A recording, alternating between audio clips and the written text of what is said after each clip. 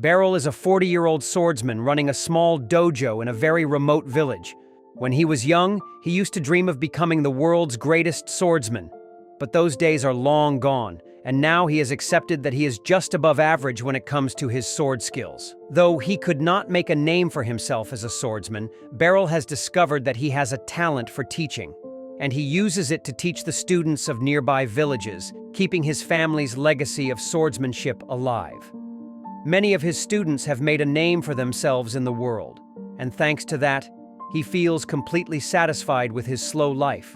But his parents are not. They want him to marry and give them cute grandchildren to spoil. And Beryl struggles to explain to them that he is an incel who can't pull a girl even if he wants to.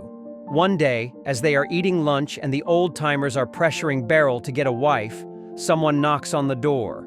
Beryl quickly goes to open the door in order to get away from his parents' nagging, but he is surprised to see his former student standing in front of him.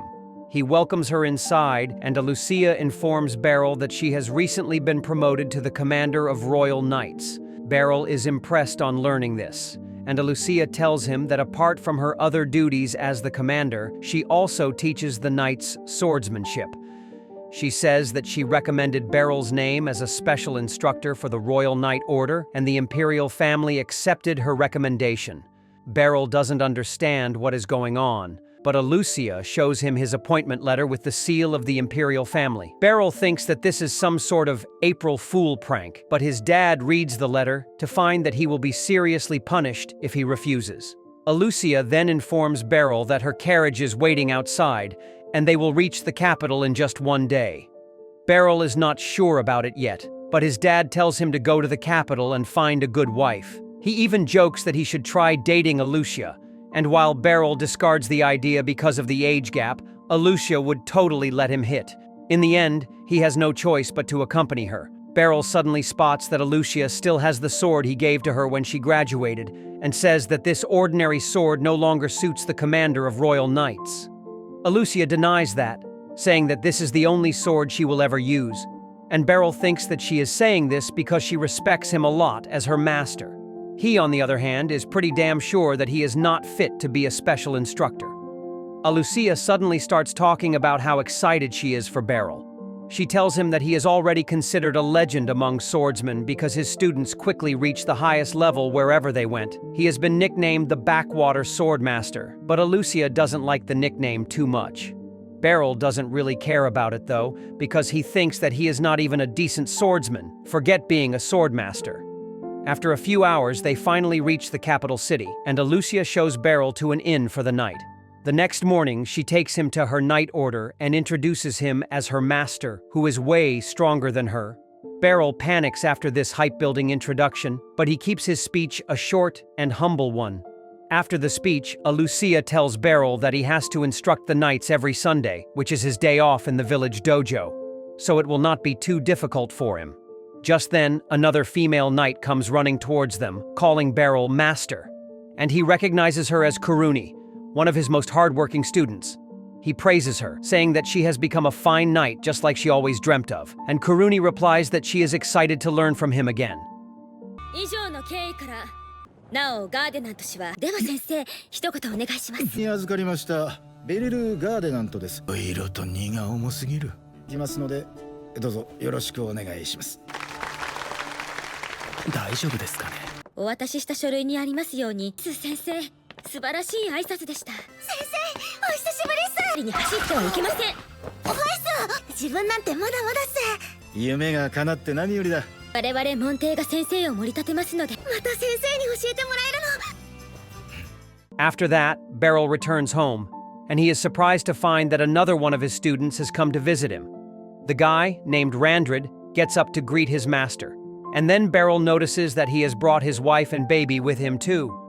Beryl's father suddenly tells him that he is no longer needed in this village and asks him to settle in the capital to do his job full-time and, more importantly, to find a wife.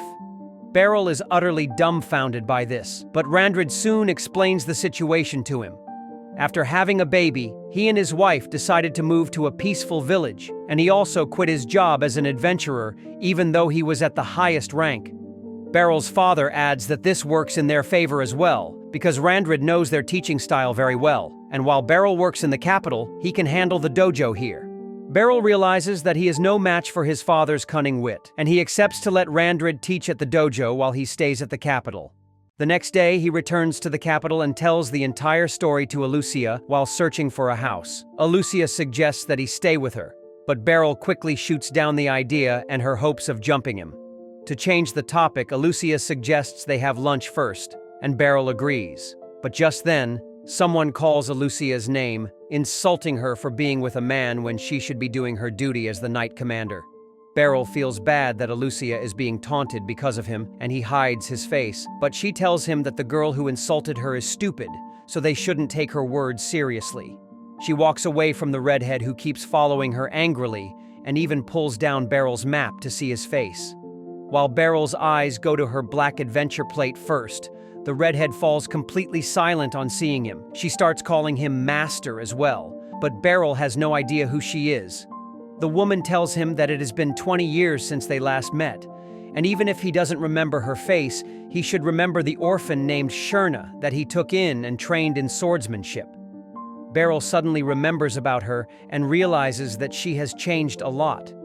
Sherna apologizes for not reaching to him earlier to tell him about her success, but Beryl understands that people get busy when they grow up. Sherna then asks, "What is he doing with someone like Alucia?" Alucia gets offended by this question and explains that Beryl is the special instructor of her Knight Order and she is helping him find a house. Sherna claims that she can help him more with that because she works as a broker part-time, and Beryl suddenly feels that he should not step in between the two of them. Anyway, Sherna helps him find a good place to rent, and Beryl asks her and Alucia to be on better terms with each other. The next day, Alucia leads him to the Knight Order's training ground so that he can start his duty. She tells everyone to get in line, but then her Vice Commander Henblitz steps forward and challenges Beryl to a duel so that he can see if he is strong enough to teach the Royal Knights. Alucia accepts the challenge without even consulting Beryl, and he can't go back on her word now.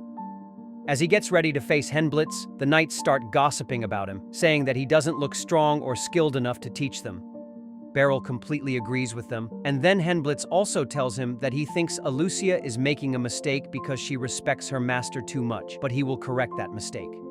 With that, Alucia gives the signal to start the duel, and Beryl decides to at least look cool while he gets beaten to save his student's reputation.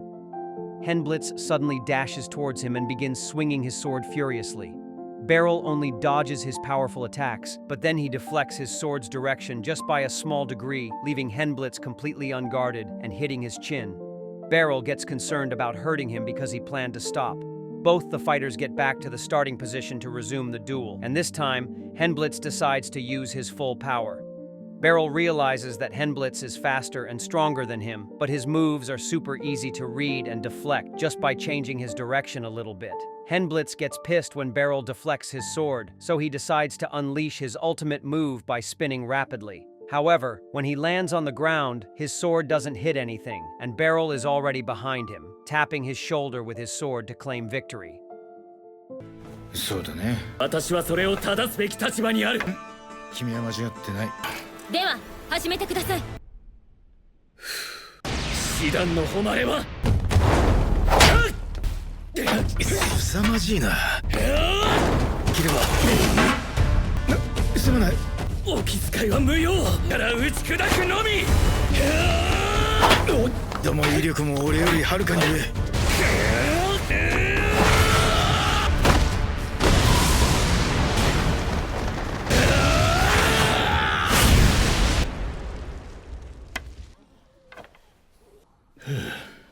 Henblitz is completely bamboozled, but he quickly admits defeat and then turns into Beryl's fan, treating him to dinner at a bar to apologize for being rude earlier. He keeps praising Beryl and asks how he dodged his spinning attack earlier, and Beryl replies that he just matched his spin and used it to his advantage. He tells Henblitz that if he had been less rigid in his approach, he would have won the duel, and the Vice Commander gets really excited to learn such fine details from him in the future. This is the end of From Old Country Bumpkin to Master Swordsman, Episode 1. Thank you so much for staying on this channel and watching our video. Don't forget to like this video and subscribe to our channel so we can keep you updated with our latest content. See you in the next video.